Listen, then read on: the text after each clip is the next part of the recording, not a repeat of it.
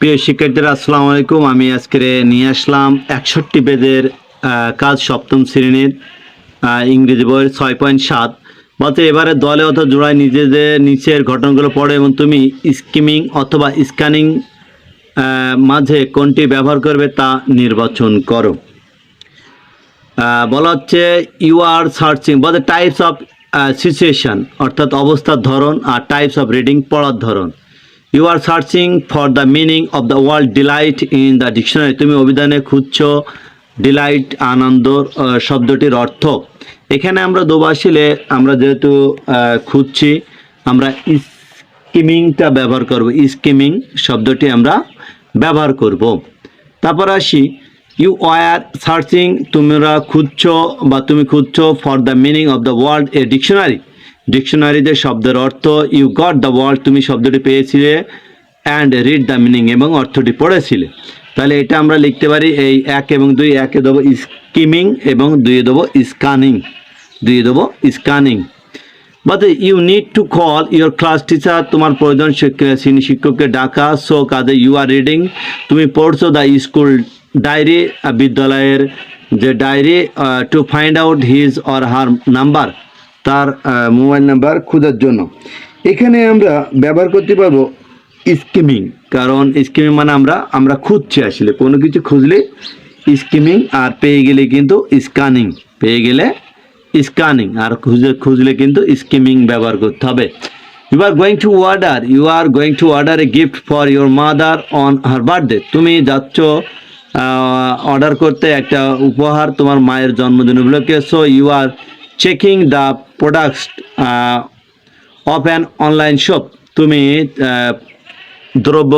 উৎপাদন দ্রব্যগুলো তুমি check দিচ্ছাও online দোকানগুলো। তাহলে এখানেও কিন্তু আমরা স্ক্যানিং করব, আমরা এখানেও আমরা স্ক্যানিং শব্দটি ব্যবহার করব। সর্বশেষ যেটা আসছে বলা হচ্ছে you are in your school library, তোমার স্কুল লাইব্রেরি গ্রন্থাগারে। You are checking the catalogue for a specific book, তুমি এই 1 নম্বর এই শূন্যস্থানে আসলে কি বসাবা?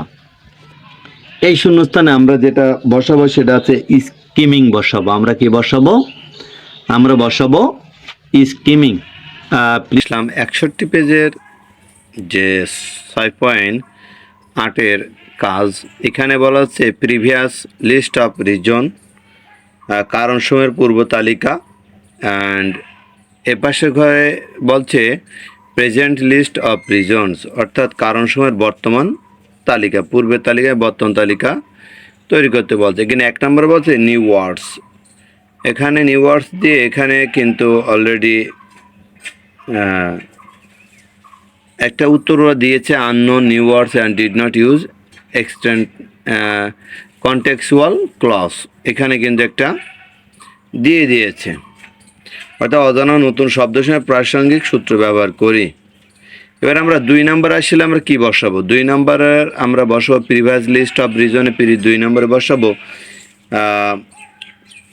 কমপ্লিকেটেড স্ট্রাকচার অফ সেন্টেন্সেস, অর্থাৎ বাক্যের জটিল গঠন।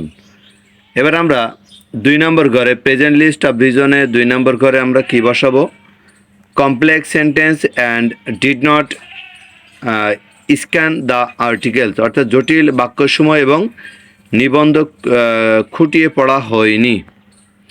এবার আমরা প্রিভিয়াস লিস্ট অফ রিজনের 3 নম্বর ঘরে বসাবো started reading news paper articles only a few minutes month এগো, মাত্র কয়েক মাস আগে থেকে সংবাদপত্রের নিবন্ধনগুলো পড়া শুরু করেছিলাম।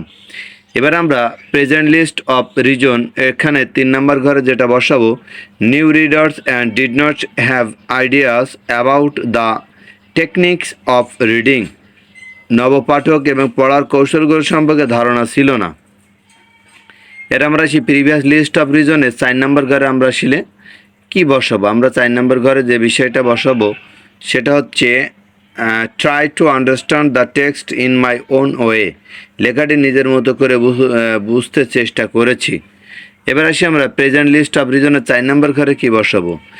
Reading alone and did not discuss with a partner, reading alone একা পড়ো অ্যান্ড এবং ডিড নট ডিসকাস আলোচনা করো না উইথ আ পার্টনার একজন সহযোগীর সাথে আলোচনা করো না। এবার আমরা আসব যে প্রিভিয়াস লিস্ট অফ রিজনের সর্বশেষ ঘরে বা ছকে কি বসবে। আমার সর্বশেষ যে ছকটা আছে বা ঘরটা আছে আমরা এখানে দেবো never read the text so much kind of topic, কখনো এই ধরনের কোনো বিষয়ের লেখা না পড়া।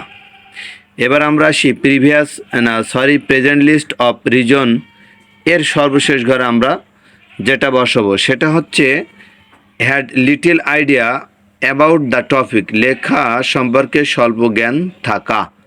এই হচ্ছে আমাদের 100টি পেজের 6.8 কাজ। ধন্যবাদ প্রিয় শিক্ষার্থীরা।